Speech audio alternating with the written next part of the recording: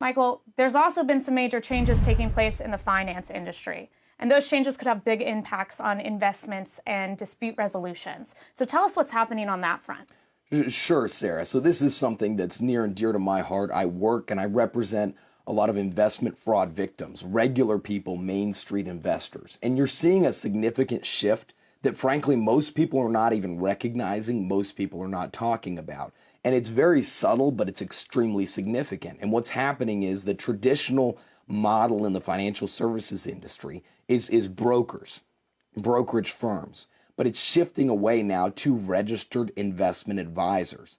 And brokerage firms, they are regulated, they're monitored by FINRA, the Financial Industry Regulatory Authority. These RIAs are regulated by the SEC and by state regulators. And what's happened is you've seen a huge boom where people who were previously brokers are now becoming registered investment advisors. They're leaving the big firms they were a part of and they're going off on their own as a solo individual or 1, 2, 3 individuals with the firm.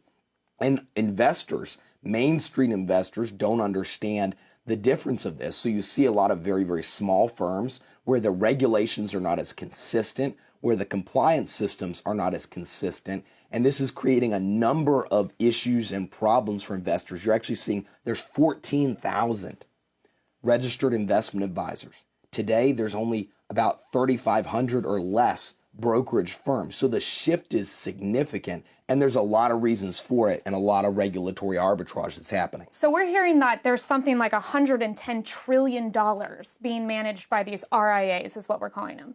Now, what effect does this have on investors? Are we talking about big business investors, or are we talking about mom and pop investing their 401ks, their retirement plans? Tell us that. Sure. So you're exactly right. And there are there's some institutional investors, but it's 61 million clients. That $110 trillion you talked about is 61 million clients. The lion's share of those clients are regular mom and pop, Main Street investors, people who are trusting an advisor to act in their best interest. And that's the whole thing about this. Registered investment advisors are supposed to be fiduciaries, which is great. That's it. To us, that's significant. Fiduciary means put the client's interests first. You have to do what's best for the client. But the reality is that fiduciary standard is not being enforced. And in fact, the regulations are extremely inconsistent. There's not enough regulatory examinations going on. You actually see examples where customer complaints are at a 5-year high, but regulatory actions, disciplinary actions are at a 5-year low. Restitution is at a 5-year low. So what's happening is you see this shift and it's creating all sorts of problems. Arbitration is another issue where these clients are being forced into arbitration and it's incredibly inconsistent. There's mandatory arbitration clause. In FINRA, there's one forum. Instead, now you're getting divided into numerous forums and there's different rules. Some people create their own rules. We saw recently with a case where somebody had a Christian conciliation rules and it's not a standardized forum. This makes it very, very complicated. And to make matters worse, these firms, they're very small. It's not a big brokerage firm that has thousands and thousands of employees. So if something goes wrong and clients suffer harm, these firms are not even required to have insurance, Sarah. So you and I in Florida, we have to have insurance to drive our cars.